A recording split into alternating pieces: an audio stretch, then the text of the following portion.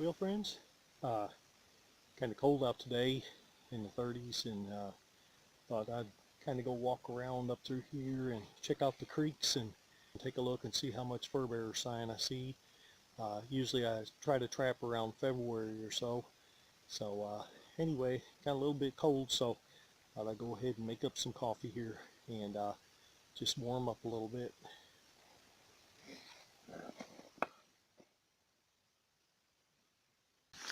You know, I've had this sterno stove.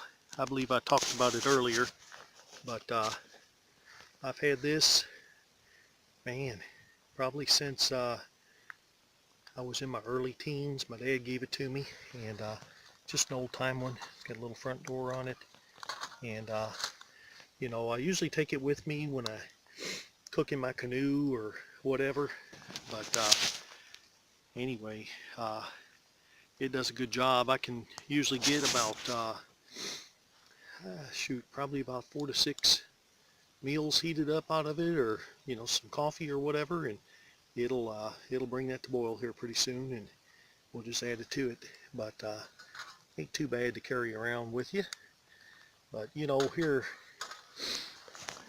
right now here in Kentucky, you know, we've been under snow and ice, and then it rained and rained, and so everything out here is pretty much soaking wet. And about the only way you get a fire going is if you cut a pretty good tree around, you know, in like a section out of it, and then split it with your axe, and then catch it on the inside like a Swedish torch.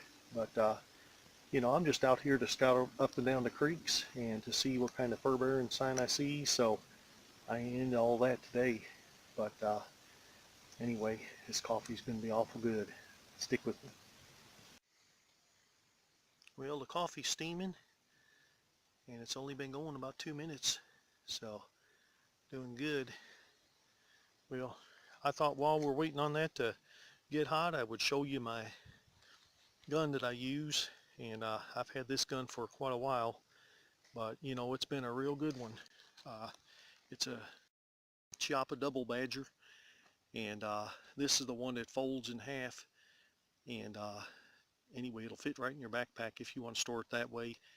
But I've just got a little 2-power scope on it, and I can't even think of the name of this sling. It just grips your clothes. It's made out of rubber.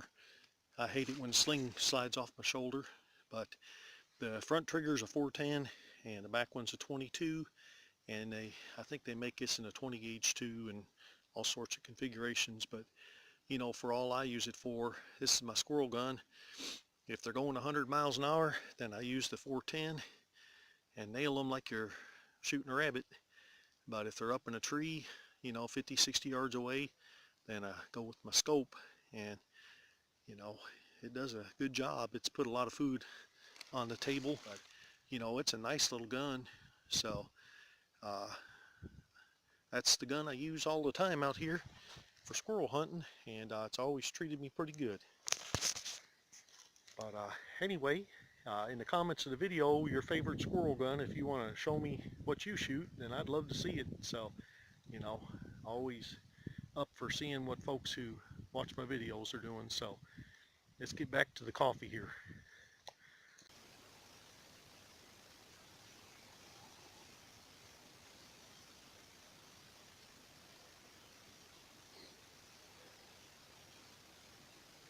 Boy, it's just hot.